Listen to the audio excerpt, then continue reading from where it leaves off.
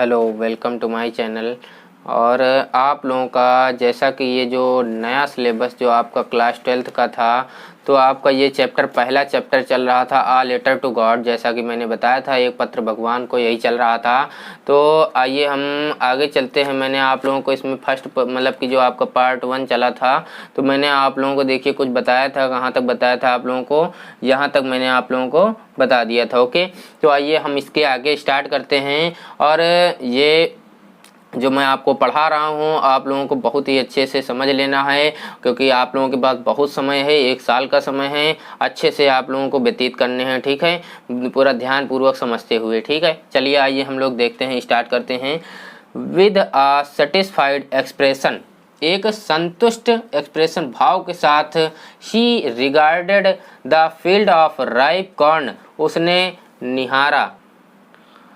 The field of ripe corn मतलब कि खेतों की जो पकी हुई फसल थी, तो वो मतलब खेत में खड़ा हुआ बीच में और निहारा, अपनी फसल को देख रहा था। विद इट्स फ्लावर्स मतलब कि देखिए ये बाहर आया था और अपनी फसल को निहार रहा था, देख रहा था।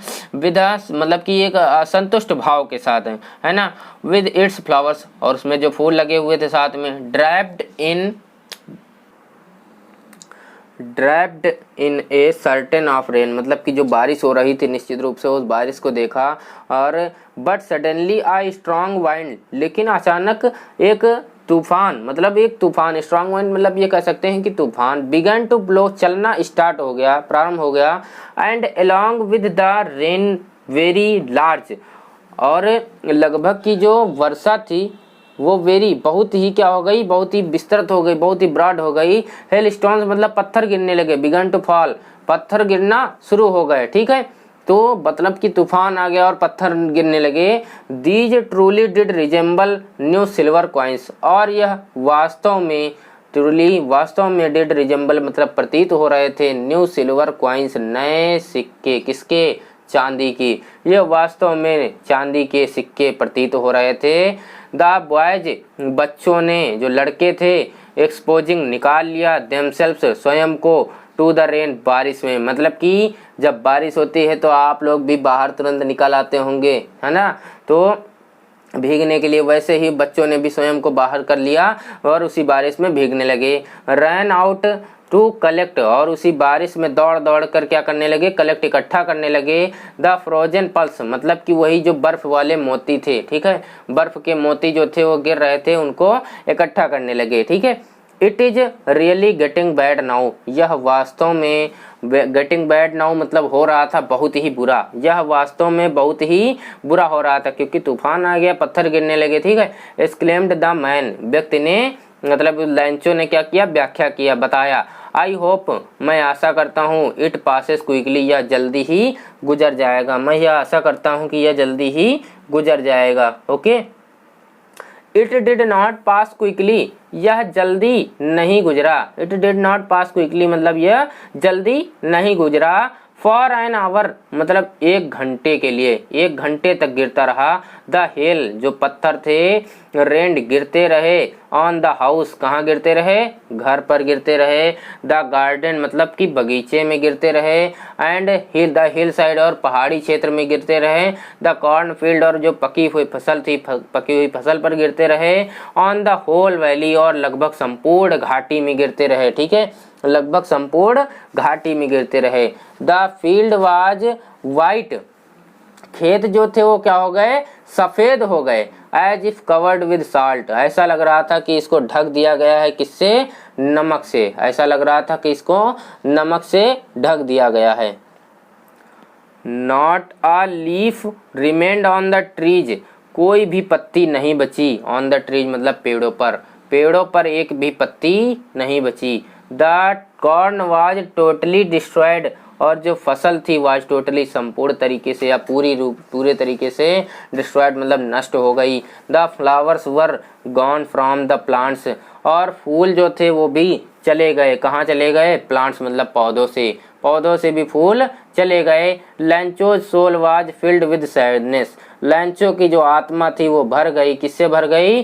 दुख से भर गई। लैंचो की आत्मा दुख से भर गई। When the storm had passed, जब तूफान गुजर गया, जब तूफान गुजर गया। He stood in the middle, वो खड़ा हुआ कहाँ? मध्य में। ऑफ द फील्ड, खेत के मध्य में वो खड़ा हुआ। And said to his sons, और अपने बच्चों से या लड़कों से कहा। अ प्लॉग ऑफ लोकट्स, एक टिड्डों का समूह भी वुड हैव लेफ्ट, छोड़ जाता है। मोर देन दिस, इसकी तुलना में अधिक, इसकी तुलना में कहीं अधिक एक टिड्डों का समूह छोड़ जाता है। The hail has left nothing, पत्थरों ने तो कुछ भी नहीं छोड़ा है। The hail has left nothing, पत्थरों ने कुछ भी नहीं छोड़ा है। This year we will have no corn, इस साल we will have no corn मतलब हमारे पास कोई भी फसल नहीं है। दैट नाइट, वह रात, वाज अ सॉरोफुल वन, वह प्रत्येक के लिए दुख भरी रात थी। वह रात प्रत्येक के लिए दुख भरी रात थी। ऑल आवर वर्क, हमारा सारा काम। फॉर नथिंग, कुछ भी नहीं रहा, मतलब कि जो सारे काम हमने किया उसका कुछ भी नहीं मिला। देयर्स नो वन, अब कोई नहीं है। हु कैन हेल्प अस, जो हमारी मदद कर सके। ये लैंचो कह रहा है सारा चीज। Okay, we shall all go hungry this year, हमको रहना पड़ेगा भूखा। दिस ईयर, इस साल, हमको इस साल भूखा रहना पड़ेगा। बट इन द हार्ट्स, लेकिन हृदय में, ऑफ ऑल, सभी के। हु लिव्ड, जो रहता था। इन दैट सॉलिटरी हाउस, उस अकेले घर में। इन द मिडल, बीच में। ऑफ द वैली, मतलब घाटी के मध्य में जो घर में अकेली जो आत्मा वो रहती थी, उनके दिलों में क्या था? There was a single hope, उनके पास केवल एक ही आशा थी, एक ही इच्छा थी। हेल्प फ्रॉम गॉड, भगवान से मदद की, भगवान से मदद की उनके पास ये मतलब ख्वाहिश थी, एक इच्छा थी कि भगवान हमारी मदद कर सकते हैं। Do not be so upset, इतना ज़्यादा परेशान मत हो। तो उसने क्या कहा? इतना ज़्यादा परेशान मत हो। ये देखो लैंचो यहाँ पे है ना। इवन दो दिस सीम्स, यद्यपि यह प्रतीत होता है, लाइक अ टोटल लॉस, कि ऐसा प्रतीत हो रहा है कि टोटल लॉस मतलब सब कुछ क्या हो गया है? हानि हो गई, सारी हानि हो गई, सब नष्ट हो गया है। रिमेंबर, याद रखो, no one dies of hunger, कोई भी भूख से नहीं मरता है। No one dies of hunger मतलब कोई भी भूख से नहीं मरता है। देखिए ये आगे क्या हुआ? दैट्स व्हाट दे से, क्या तुम क्या कह रहे हो?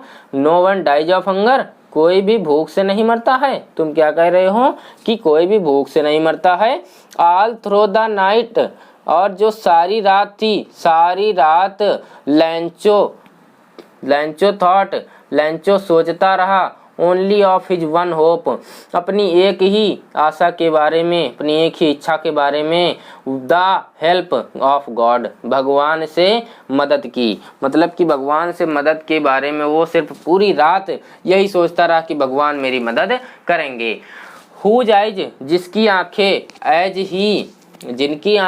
As he had been instructed, जिनकी आंखें सब कुछ भांप लेती हैं या निरीक्षण कर लेती हैं, पकड़ लेती हैं। सी एवरीथिंग, सब कुछ देखती हैं। इवन दैट, यहाँ तक के व्हाट इज डीप, गहराई तक क्या है, गहराई में क्या है। इन वंस कंसाइंस, प्रत्येक की, किसी की अंतरात्मा की गहराई में क्या है, ये तक देख लेते हैं। वो कौन? भगवान, है ना। लैंचो was an ox of a man, लैंचो एक व्यक्ति था। किसकी तरह व्यक्ति था? बैल की तरह व्यक्ति था। बैल नहीं था, बैल की तरह व्यक्ति था। ठीक है, क्योंकि वो अपने खेतों में काम करता था जब, तो बहुत ही मेहनत से काम करता था, तो उसको बैल की तरह व्यक्ति की संज्ञा दी गई है। ठीक है। वर्किंग लाइक एन एनिमल, किसकी तरह कार्य करता था? जानवरों की तरह। इन द फील्ड्स, अपने खेतों में। ठीक है, अपने खेतों में जानवरों की तरह कार्य करता था। बट स्टिल, लेकिन फिर भी, ही न्यू, वह जानता था, हाउ टू राइट, किस प्रकार से लिखा जाता है। लेकिन फिर भी वह जानता था किस प्रकार से लिखा जाता है। द फॉलोइंग संडे, नेक्स्ट जो अगला दिन संडे का था, रविवार था।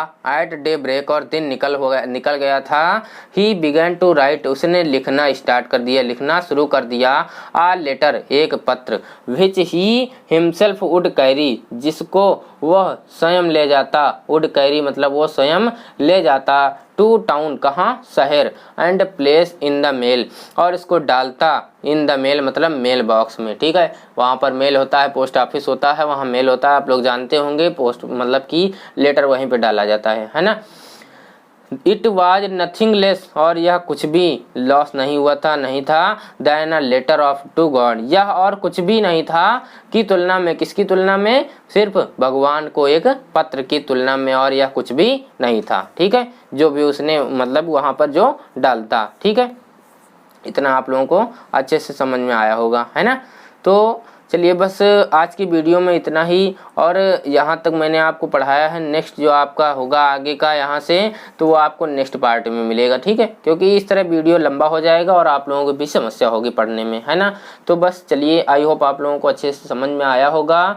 और अगर आप लोगों को अच्छे से समझ में आया है तो प्लीज़ मेरे वीडियो को लाइक शेयर कमेंट करना ना भूलिए। और अगर आप लोग मेरे चैनल पर नए हैं तो प्लीज़ मेरे चैनल को सब्सक्राइब जरूर कर लीजिए, और साथ में ही बेल आइकन भी प्रेस कर दीजिए। ओके, चलते हैं, धन्यवाद।